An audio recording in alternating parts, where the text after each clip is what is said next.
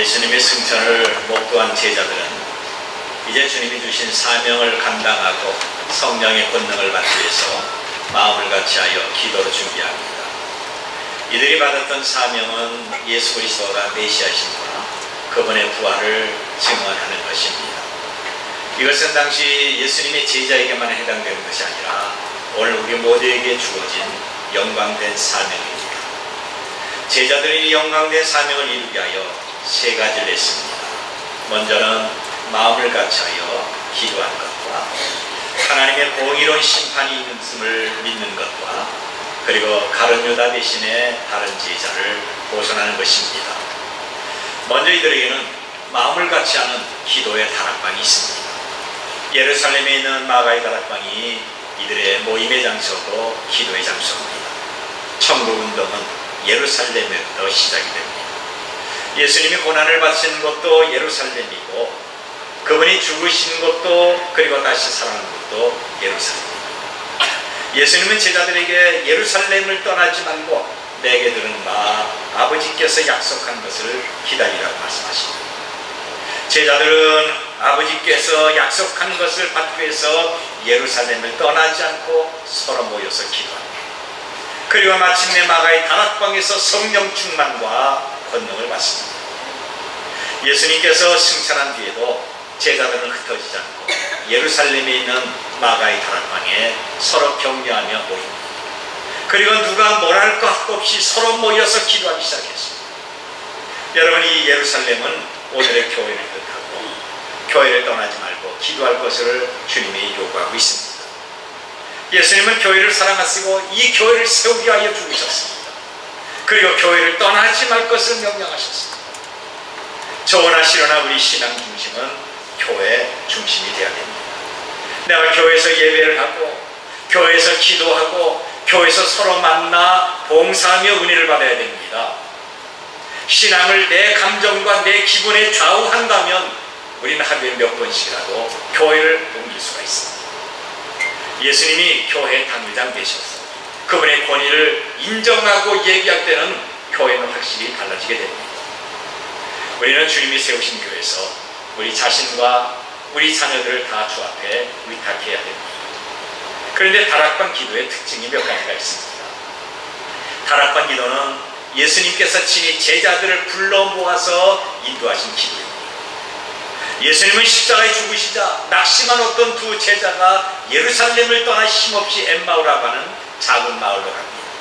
그런데 부활하신 예수님이 이들에게 찾아가셔서 동행하시면서 친히 당신의 반성경을 풀어주십니다. 그리고 마음을 뜨겁게 해서 예루살렘으로 되돌아가게 만듭니다. 예수님이 제자를 친히 예루살렘으로 이끌어갈 것입니다. 갈릴리 바다로 흩어진 제자를 예수님이 찾아가셔서 네가 나를 사랑하느냐 물어보십니다. 그리고 내 양을 먹이라고 하시면서 이들의 장래 계획을 말씀하시고 사명을 주십니다. 제자들은 예루살렘으로 다시 돌아가게 하시고 성령 받기 위한 기도회에 참석시켰습니다. 그러므로 오순절 기도회는 예수님이 한 사람 한 사람씩 만나서 모이게 만든 것입니다. 이것은 오늘도 마찬가지입니다. 내 힘과 내 방법으로 예수님 앞에 나올 수가 없습니다.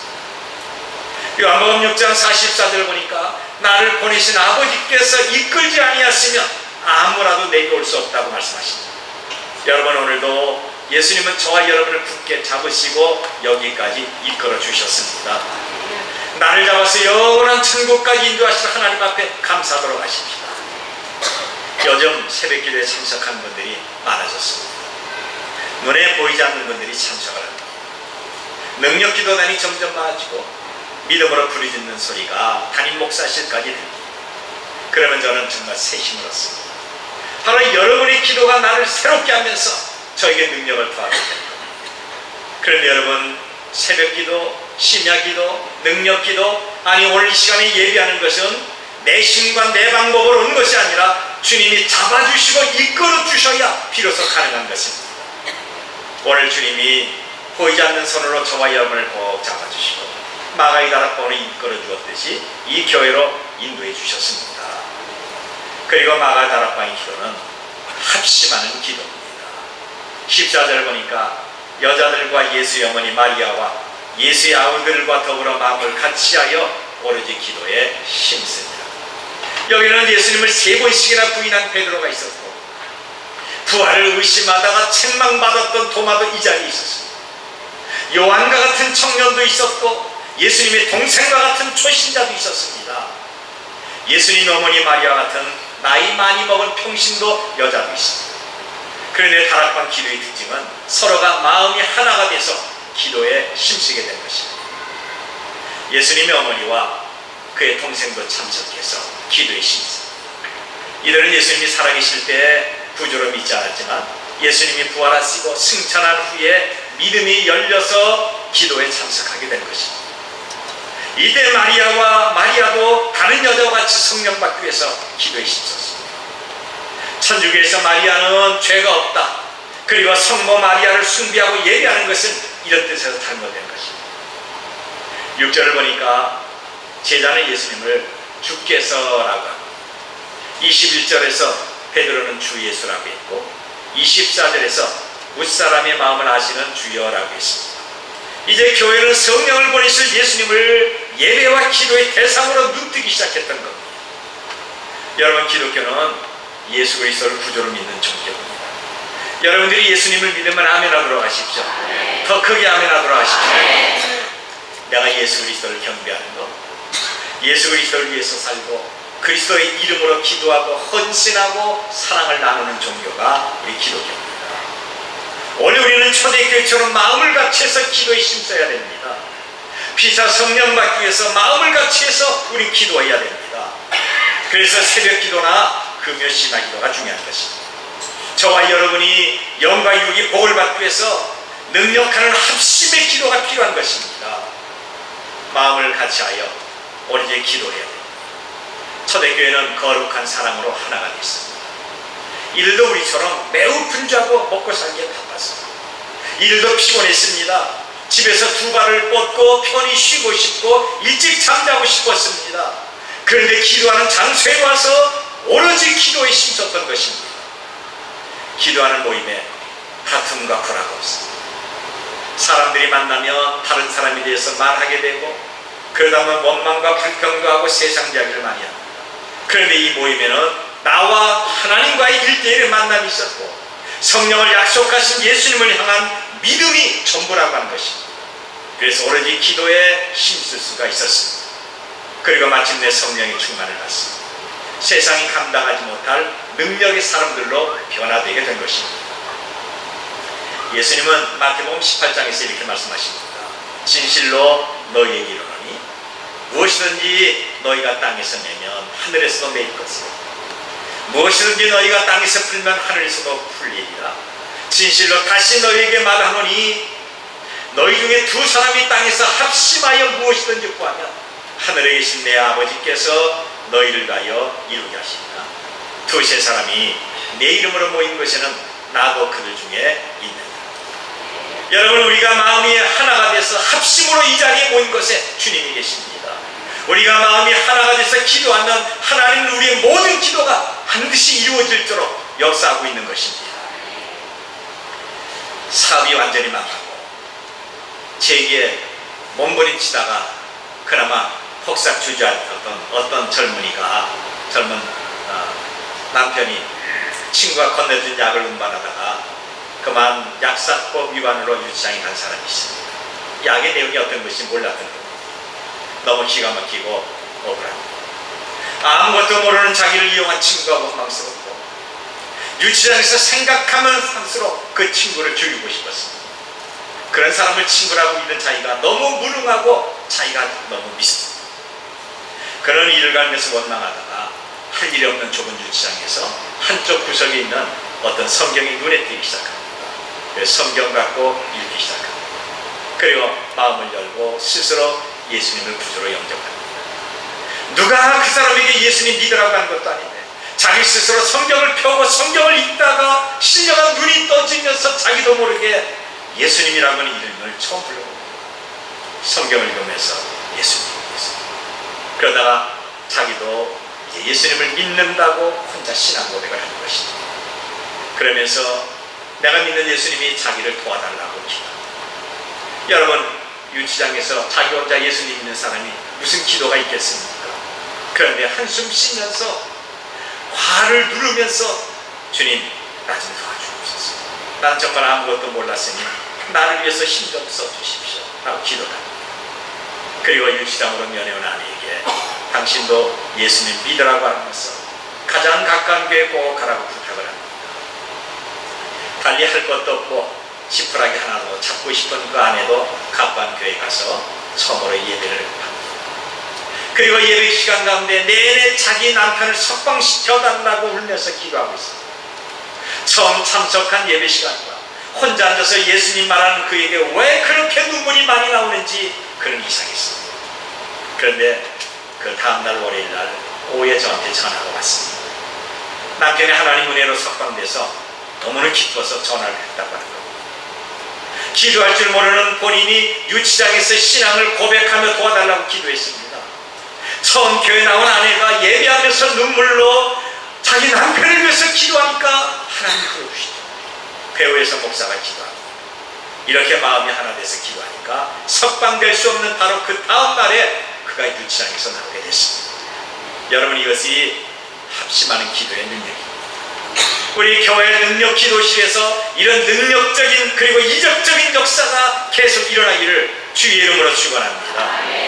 바로 여러분이 기도하고 여러분의 자녀가 기도하고 능력 기도팀이 기도하고 배후에서 교역자들과 우리 장로님들과 목사가 기도할 때마다 어떤 문제든지 응답받고 형통되기를 주의 이름으로 축원합니다. 초대교회는 기도가 생활합니다. 이런 기도와 같이 살고 기도와 같이 믿음의 생활합니다. 그런데 오늘 우리의 기도 생활은 과연 어떻습니까? 초대교회로 돌아가야 됩니다. 초대교회 기도를 다시 이루어야 됩니다. 초대교회의 열심과 기도의 뜨거움과 능력을 다시 회복시켜야 됩니다.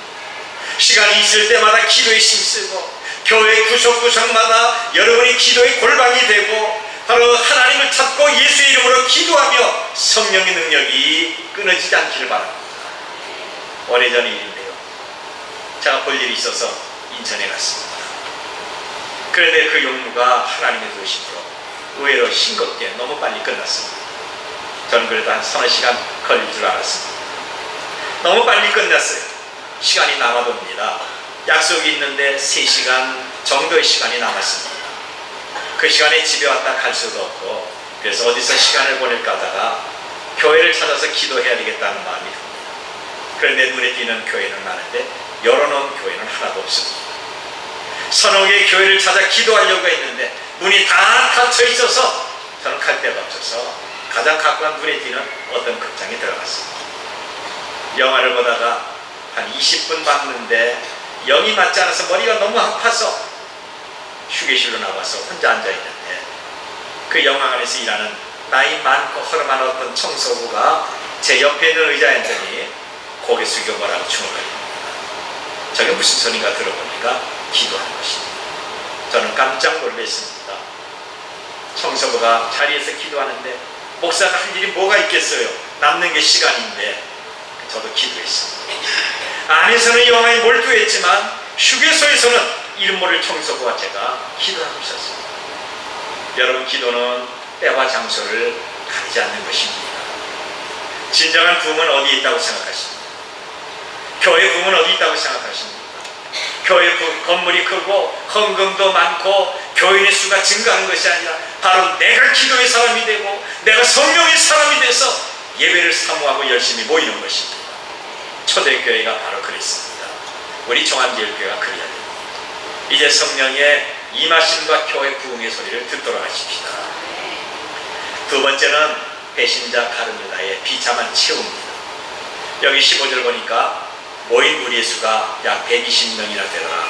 그때 베드로가 그 형제들 가운데 일어서서 이르되 그랬습니다. 120여 명이 기도하는데 대표자격인 베드로가 가운데 일어서서 형제들하고 부릅니다. 그리고 배신자 가룟유다의 최후가 성경대로 응했다고 설명을 합니다. 16절을 보니까 형제들아, 성령이 다윗의 입을 통하여 예수 잡는 자들의 길잡이가 된 유다를 가리켜 미리 말씀하신 성경이 응하였으니 마땅하다라고 합니다. 유다의 배신과 그의 자살 사건은 예루살렘 시민이 이미 다 아는 사건입니다. 그렇지만 사도행전을 기록한 누가는 지금 이방인 수신자인 데오빌류에게 이 성경에 응했다는 것을 설명하고 있는 겁니다. 여러분, 이 말씀은 아주 오래전에 다윗의 성령의 감화를 받아 예언한 말씀이십니다. 20절을 보면 시편에 기록하였으되 그의 거처를 황폐하게 하시며 거기 거하는 자가 없게 하소서 하였고, 또 일렀으되 그의 직분을 타인이 취하게 하소서 하였도다라고 합니다. 시편 109편 8절을 보니까 그 연수를 짧게 하시며 그 직분을 타인이 빼앗게 하시며 그랬습니다. 다윗은 최직근에게 배신을 당하면서 원수를 향해서 예언의 씨를 읊었는데, 이것이 다윗의 자손 예수 그리스도에게 최측근에게 배신당했던 그리스도에게 일어날 일을 예언적으로 노래하게 된 것입니다. 누가복음 24장 44절 보니까 모세의 율법과 선지자의 글과 시편의 나를 가리켜 기록한 모든 것이 이루어져야 하리라 한 말이 이것이라고 했습니다. 다윗의 예언의 말씀이 이제 응하게 된 것입니다. 이러므로 유다의 비참한 최후야 베드로의 보서는 사도의 보서는 베드로 개인의 의견이 아니라 예언의 말씀을 성취하게 된 겁니다. 그런데 여러분, 가룟 유다가 예수님을 배신한 이유가 무엇입니까? 여러분은 그것을 생각해 본 적이 있습니까? 유다가 왜 예수님을 배신했을까요? 12사도 가운데서 그는 갈릴리 사람이 아니기 때문에 다른 지역 사람과 화합하지 못하고 왕따를 당해서 그런 것입니까? 마치 경상도와 전라도가 화합하지 못하는 것처럼 말입니다. 다 회개하셔야 됩니다. 아니면 돈이 욕심이 많아서 예수님을 은30에 팔았을까요? 여기 은30은 지금 순술의 한 대값에 불과한 것입니다. 아니면 극단주의 민족주의자고 폭력주의자로 평화주의자인 예수님과 뜻이 맞지 않아서 그냥 배반했을까요? 이것도 아니면 자기가 예수님을 원수에게 넘겨도 예수님의 능력은 이들을 물리칠 수 있다고 믿었기 때문에 그런 것입니다. 그렇다면 이것은 예수님을 시험한 것입니다. 이후에 어쨌든 그런 믿음을 버린 사람이고 악한 사람입니다. 자기의 사명을 잃어버리고 예수님을 배신하고 동료들에게 깊은 상처를 줬습니다. 그는 양심의 가책을 받아서 하나님 앞에 회개하지 않고 그냥 목을 메어 자살을 했습니다. 그리고 그의 몸이 나무에서 떨어져 배가 터져 창자가 다 쏟아놨다고 합니다. 그의 시신은 예수님을 넘길 때 제사장에게 받았던 돈으로 밭을 샀기 때문에 악을 담아 피밭이라고 하는 곳에 누웠습니다. 결국 예루살렘을 떠나고 회개하지 않는 사람은 가룟 유다의 최후처럼 비참해집니다. 육신의 죽음이 아니라 영혼의 죽음이고 음부에서 영원한 심판을 받게 되는 것입니다. 하나님은 사람이 없어서 일을 못하시는 분이 아니십니다. 제사장 엘리의 집이 부패했을 때 사무엘을 세우셨습니다. 사울이 범죄하고 타락했을 때 다윗을 세우셔서 하나님의 뜻을 이루게 만드십니다. 오늘 저나 여러분이 부패하고 범죄해서 하나님과 교회를 떠나고 세상 길로 갈 때 하나님의 복을 받지 못합니다. 내가 마땅히 받아야 될 복, 내가 받아야 될 은혜, 그리고 나의 귀중한 축복이 다른 사람에게 넘어가게 되는 것입니다. 여러분, 이제 예수 그리스도 안에서 삽시다. 교회를 중심하십시다. 주께서 내게 맡기신 사명을 감당하도록 하십시다. 항상 겸손하게 주님을 섬기며 예배하도록 하십시다. 세 번째는 제자의 보존이 있습니다. 제비 뽑기로 가룟 유다를 대신할 일꾼을 보충합니다. 시편 109편 8절에 그의 직분을 타인이 빼앗아가게 하시며 그랬습니다. 유다는 빼앗겼습니다. 이제 그 직분을 가질 사람을 뽑는 것입니다. 그런데 이 교회에서 직분을 세울 때 아무나 세우는 것은 아닙니다. 초대교회 제자를 선출하는 데 특별한 기준과 자격이 있습니다. 21절과 22절을 보니까 이러함으로 요한의 세례로부터 우리 가운데 올려져 가신 날까지 주 예수께서 우리 가운데 출입하실 때 항상 우리와 함께 다니던 사람 중에 하나를 세워 우리와 더불어 예수께서 부활하심을 증언한 사람이 되게 하여야 하리라 하거늘 그랬습니다. 여기 제자를 보존하는 데는 어떤 기준과 자격이 있어야 되는 것입니다. 먼저는 우리와 함께 다닌 사람입니다. 다시 말하면 주위에 협력한 사람입니다. 여러분, 일꾼이 아무리 똑똑하고 아무리 유능해도 자기 혼자 이것저것 다 할 수가 없습니다.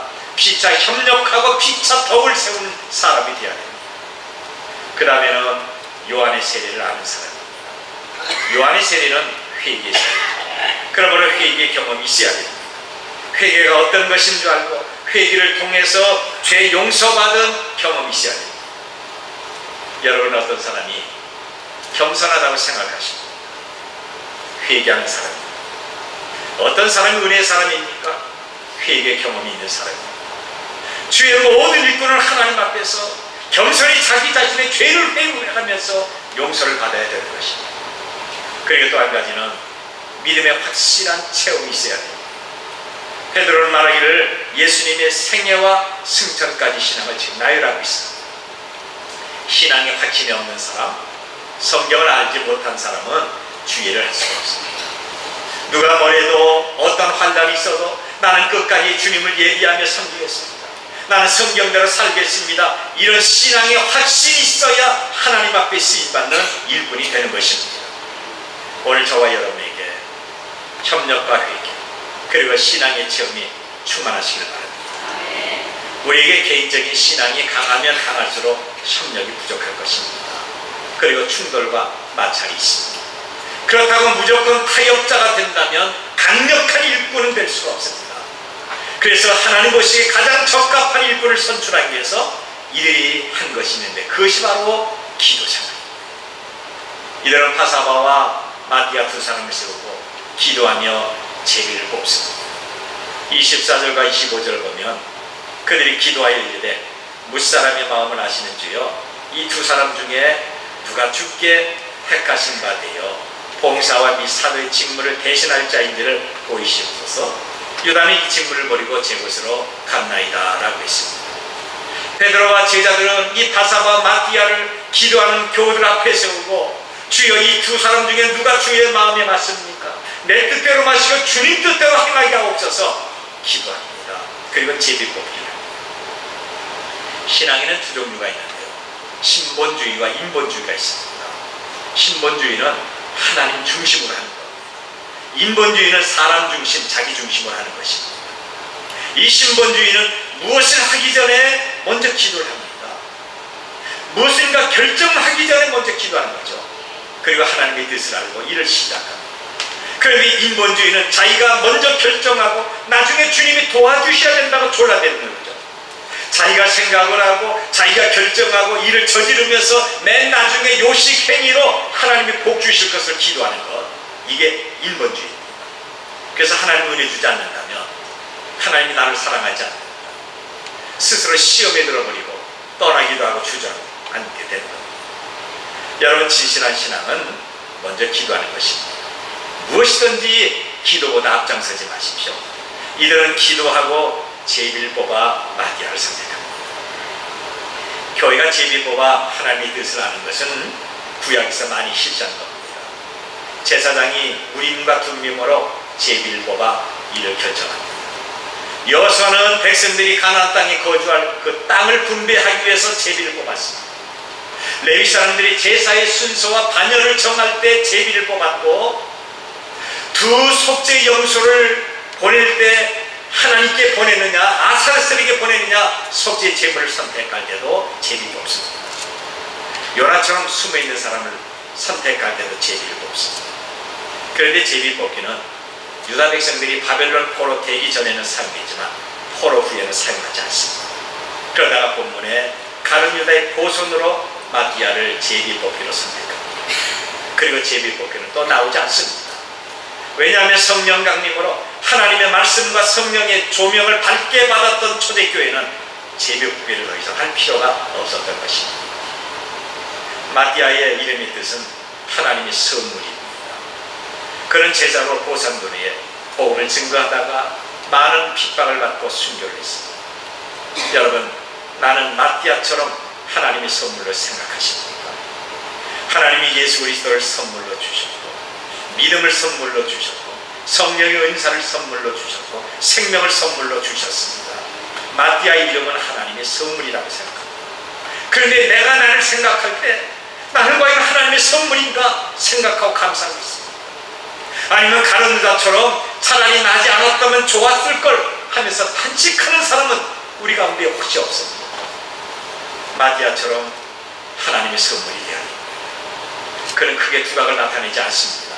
어디에서 무엇을 했는지 전혀 기록이 없습니다. 그는 항상 조용히 주의를 했고 복음을 조용히 증거하다가 영광스러운 죽음을 맞이했습니다. 우리는 마디아와 같은 사람이 되어야 됩니다. 조용히 주의를 심습니다.